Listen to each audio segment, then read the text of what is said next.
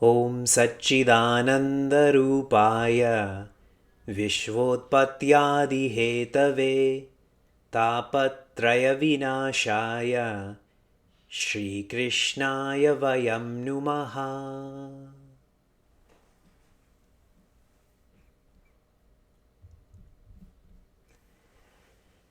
Janmadhyasya yatonvayaditaratascharteshvabhignaswarat Tene brahmahradaya adikavaye muhyanti yatsurayaha Tejo varimridam yatha vinimayo yatra trisargo mrisha Dhamna svena sada nirastakuhakam Satyam param dhimahi Dharma projita kaitavotra paramo Nirmatsaranam satam Vedyam vastavamatra vastu shivadam Tapatrayon mulanam Shrimad Bhagavate Mahamuni Kim va parerishvaraha Sadyo hridyavarudyate kritibihi Shushrushubistatshanat. For 1 minute, we invoke toughness and evoke hope.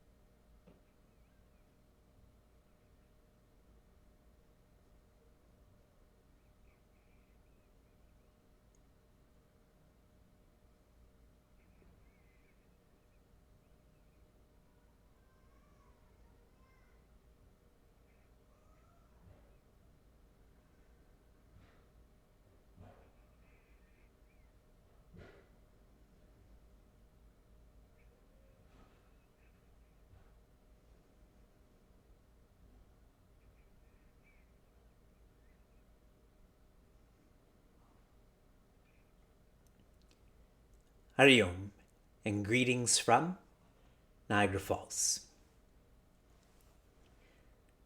Throughout Srimad Bhagavatam, we observe that these suras, these semi-gods, they face challenges. And whenever they're challenged, who do they go to? Bhagwan Brahma. And Bhagwan Brahma, he too faces challenges. So who does he go to? Bhagwan Narayana. You've seen this trend. Now you think of the semi-gods. Vayu, Indra. How much pleasure, position they would have. Compared to us, we are nothing. So who should we go to help to? Naturally, to the one who can help us, and that is Bhagwan Narayana. Not to these semi-gods, not even to Bhagwan Brahma. They themselves need help. We're engaged in karma. And when you add on, or you infuse in prarthana, then this becomes dharma. Every action, every word, every thought should be an offering, a prarthana to Bhagwan Narayana. Then we're living dharma. Our unchanging responsibilities leading us to our infinite nature. There's a Bon Jovi song called Living on a Prayer. You've all heard that song before. Bon Jovi, what happened to him? Our course is about living as a prayer. Internalize that. Your living should be a prayer. The 9th skandha focuses on disidentifying from our blueprint, not being held back by our vasanas. And we explored this with Yuvanashva. He drank water that was infused with power and he became pregnant. He gave birth to Mandhata, one who sucked the thumb of the Sura, that is Indra. He is the father of Raja Ambarisha, who never ate for an entire year. If you think of these three personalities, they all knew that they were more than the body. And one of the main limits that we have is this sense that we are this particular form and name. We have to start being free of the body, then we can move on to the breath and mind and intellect and ego. Another lineage of bhaktas that we explored, Anshuman. Anshuman wanted to help his lineage, helping them to be forgiven for their mistake, their arrogance. He tried, he couldn't do it. Dilipa tried, he couldn't do it. Finally, Bhagirata tried, and he did it. It wasn't just him, but think about all of the momentum that Dilipa, Anshuman, would have invested for Bhagirata to complete what was started. Now, how this relates to us, our past, we may not have succeeded in purifying our mind, being enlightened, but there's a build-up. Think about your positioning right now, how deep into Vedanta you are. Relate to Bhagirata in bringing Devi Ganga to you. The etymology of the word Ganga. The Sanskrit version is that which moves fast. The philosophical meaning is Gayatam Gamayati. That which sung helps one to go. Now the meaning here is to read, write, and reflect on knowledge helps one to go past vasanas. Okay? There's a lot of content in Srimad Bhagavatam, and that's why I give so many forums to ask questions. If we go slower, we will all die before we complete Bhagavatam. I assure you of that. So note whatever clarification you need and then ask. As I shared with you, when we were studying in the Vedanta course, our first text was Tattva Bodha. 3 1-hour question and reflection periods. Next, Upadesha Sara. 2 question and reflection periods. Then Ishavasya Upanishad. 1 question and reflection period, done. After the 3rd month of the Vedanta course, we never had a question and reflection period. The responsibility was on us to internalize this more and more and more. Today's entire class naturally is going to focus on Bhagwan Rama. When we studied Ramayana together, I felt that the aura of Tulsidasji's Ramayana is of joy. But the aura of the Ramayana within Bhagavatam is not about joy, but rather about toughness. Bhagwan Rama's life was most tough. And we tend to not feel this because of Tulsidasji's Ramayana or the television serials we see.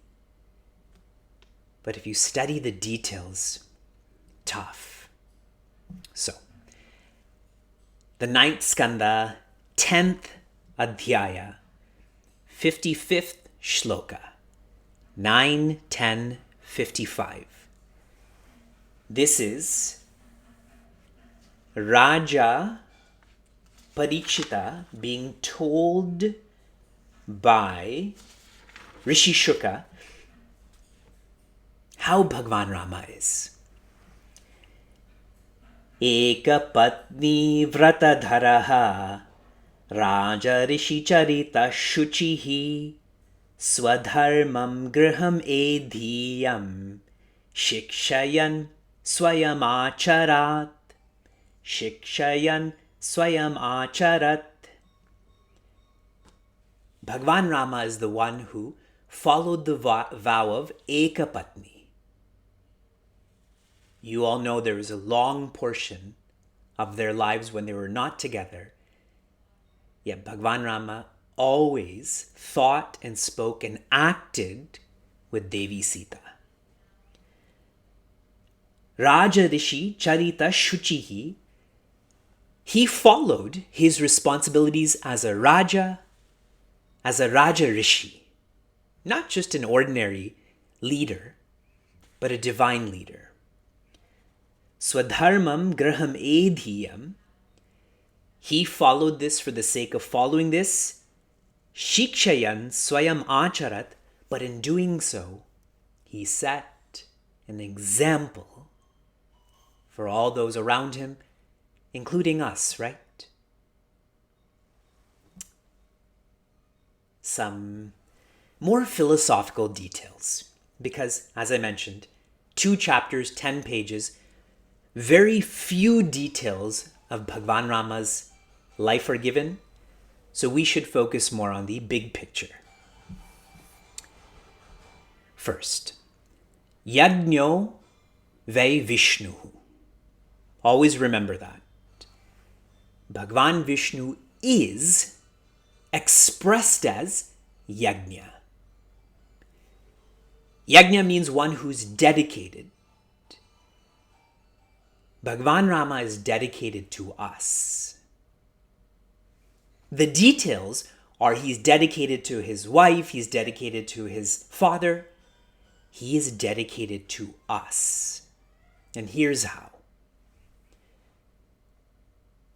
Throughout our courses, including Meaningful Mornings, I've been sharing what the Wheel of Life is.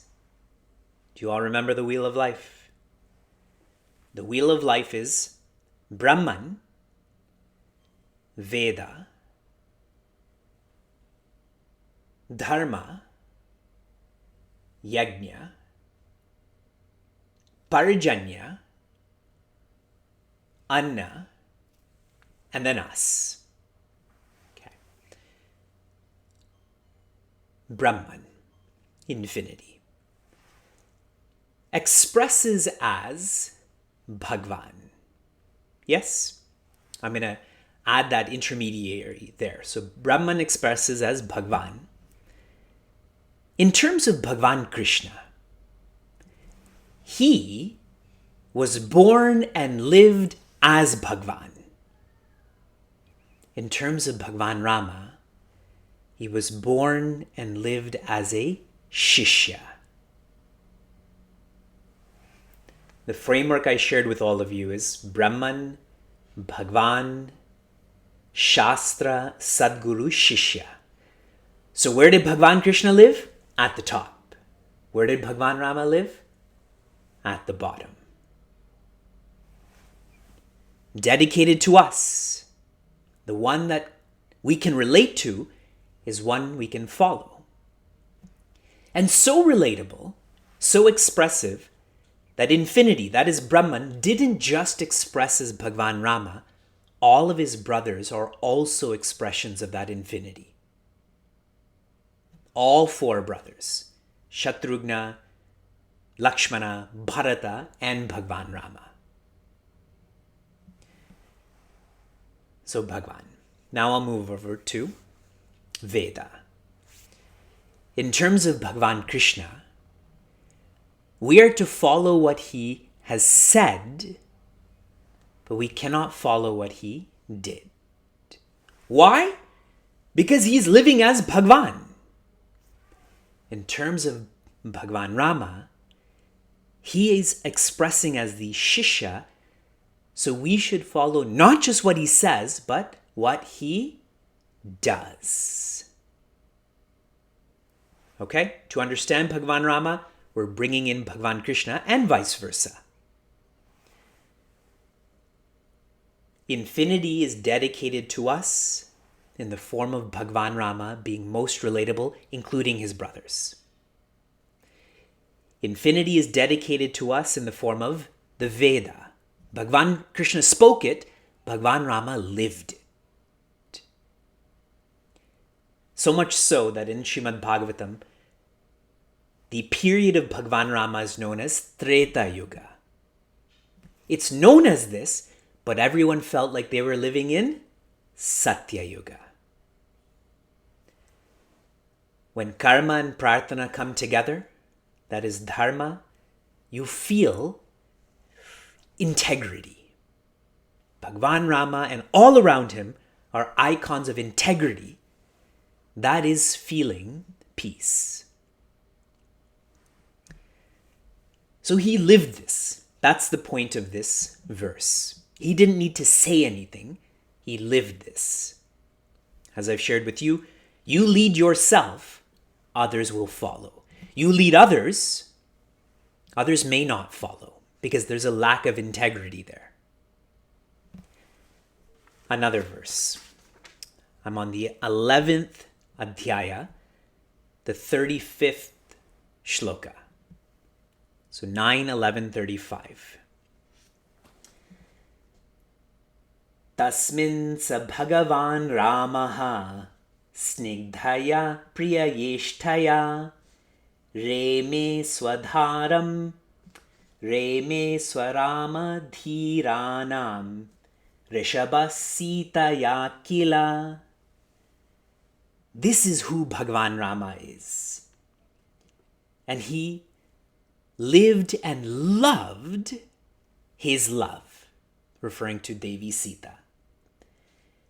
He is the one that is most disciplined, reveling in his nature. Rishabha Sita Yakila, and she loved him and lived with him equally. The first big picture I shared with you was Yajno Ve Vishnuhu. Infinity is dedicated to us in the form of Bhagwan, in the form of Veda. Here's the second big picture message. Samsara, we are to feel the difficulty of living in samsara. Because when you feel this difficulty, you want to be free of this difficulty. But if you don't feel that difficulty, you never want to be free from it. In the Wheel of Life, Brahman expresses as Veda. I intercepted by putting Bhagwan there. Veda expresses as Dharma. So now I'm going to share some focal points on Bhagwan Rama and Dharma. Bhagwan Rama is known as a Dharma avatara. Yes, I shared with you the different types of avatars. He's a Dharma avatara, which means more than his words, he lived in a responsible way. To follow Dharma, a great amount of time and effort is needed. He didn't just manifest to destroy Rakshasas. That would be very easy for him, correct? Even now, if I wanted to take someone's life, it's pretty easy. And we see that all around the world. To destroy is easy, but to correct, a lot of time and a lot of effort. Other avatars we've come across, they're there for a moment. They're there about their words. But Bhagwan Rama is a Dharma avatara. He lived every relationship responsibly and perfectly. Why this is so hard for us to appreciate? Because we don't live like that. Please try to reconcile that. Too much judgment from our end. And this is us as seekers. Leave alone someone who's a searcher. We have judgment towards Bhagwan Rama. He lived every relationship responsibly and perfectly, like with Jatayu, like with Sampati. He lived the role of a friend perfectly. He just gave of himself to Jatayu, to Sampati. Never asked for anything in return. That's a gauge of friendship. You give and give and give. He fulfilled the role of an enemy, Shatru Dharma, towards Ravana. If you read Guruji's commentary, Swami Tejomayananda's, when Ravana was exhausted, Bhagwan Rama said, "Go and rest." What's the world strategy? Capitalize now. Kick them while they're down, right? And in another Ramayana that we've not studied, when Ravana was dying, Bhagwan Rama and Sri Lakshmana went to him and said, "How can we be great kings?" Imagine what Ravana did to Bhagwan Rama, to Devi Sita, and he's going and asking for advice. How good Ravana would have felt. I made a mistake, but look how gracious you are. A lot of effort not to reciprocate, correct? So every relationship, responsibly, perfectly. One particular way that we can live dharma is to understand and appreciate whatever is given to us may be taken from us. And a fine example of that is his father gave him the kingdom. His father took away the kingdom. Yes? When we are given, we feel that's absolute. And that feeling of absolute is not understanding what the nature of samsara is. Yes? Samsara is that which slips away well.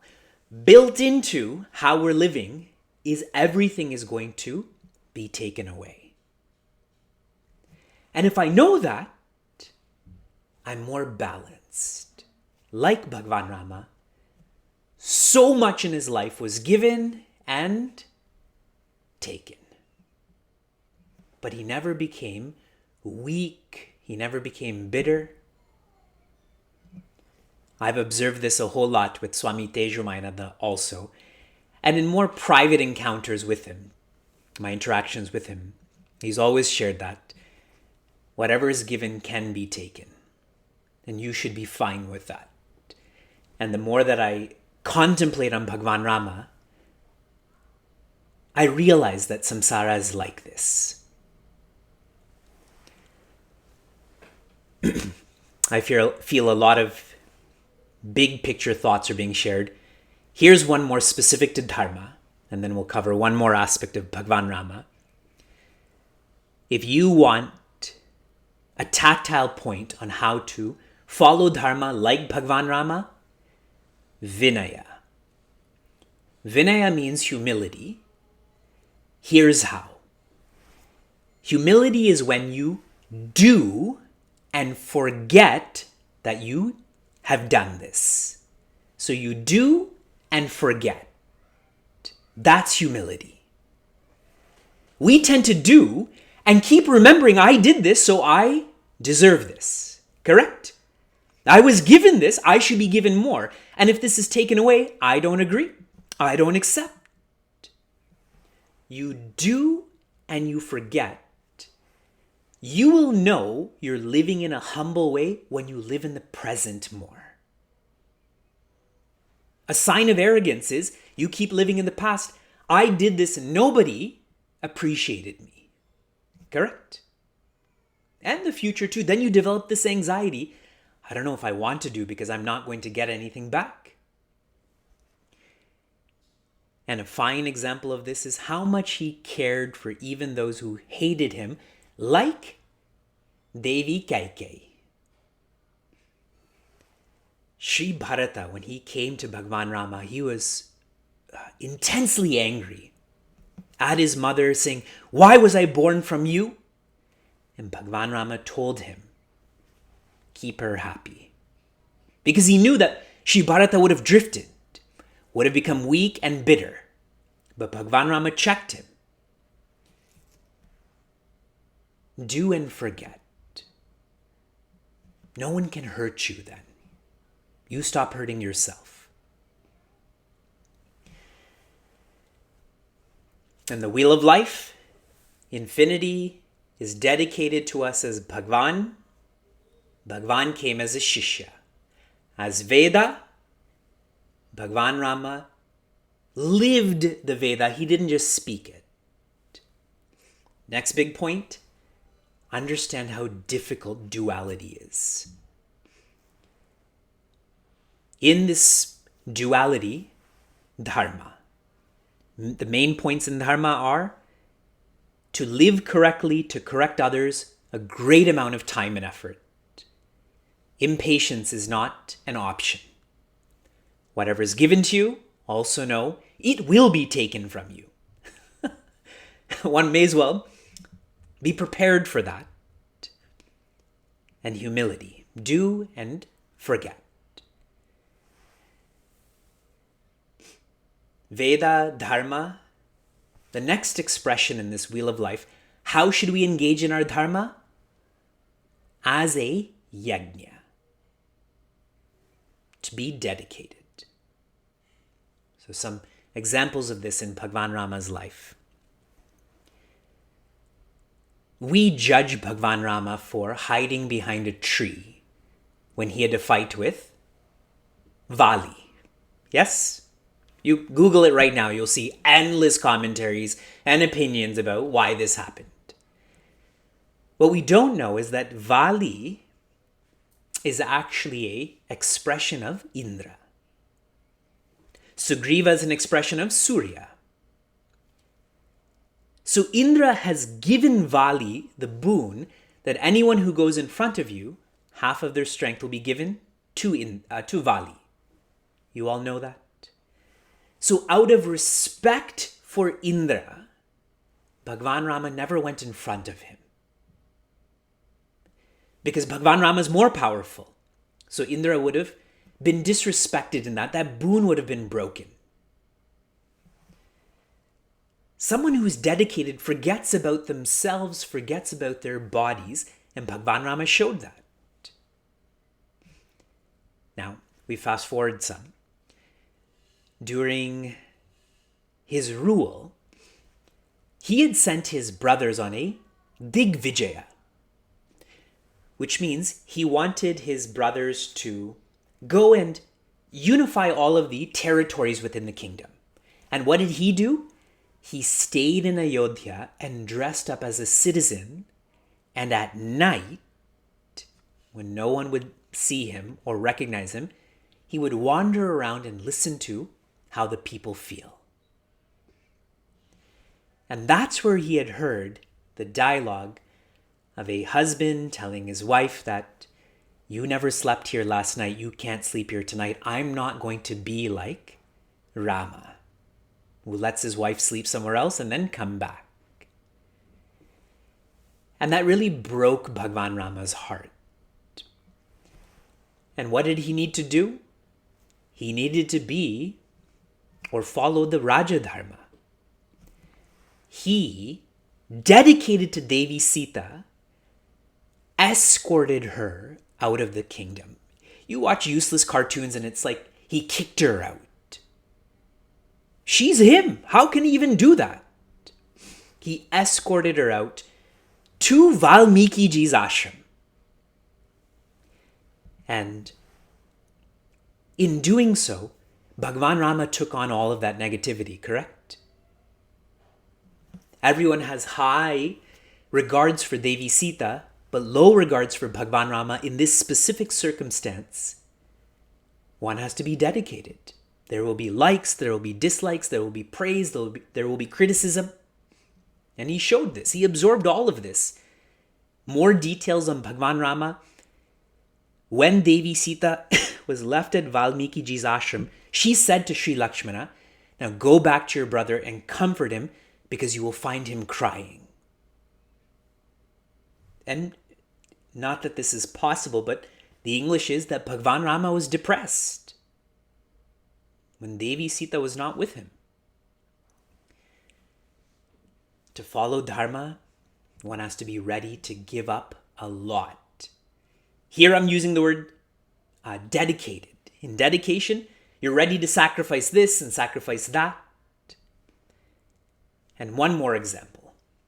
So I told you about respecting Indra. I told you about respecting the citizens.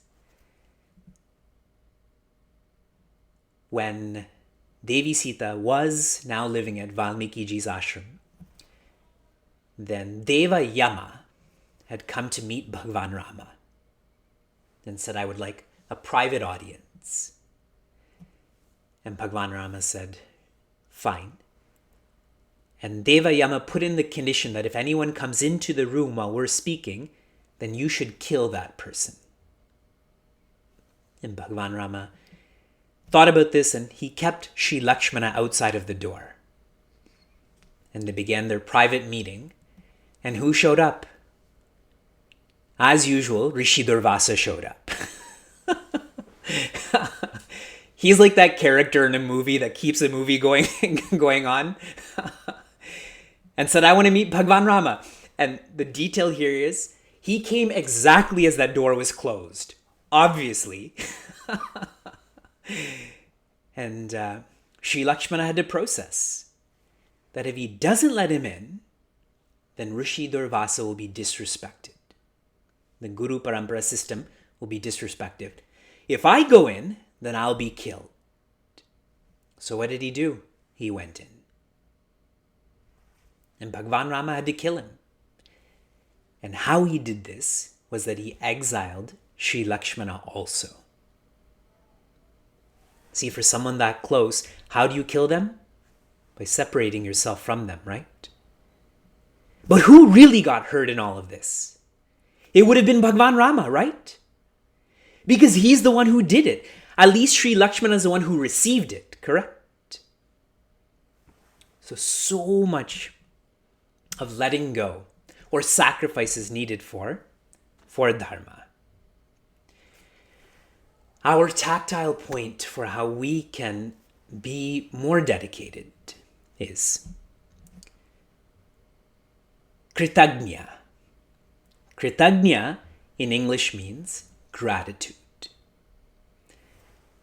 And how this manifests, earlier was do and forget. This is done and remember.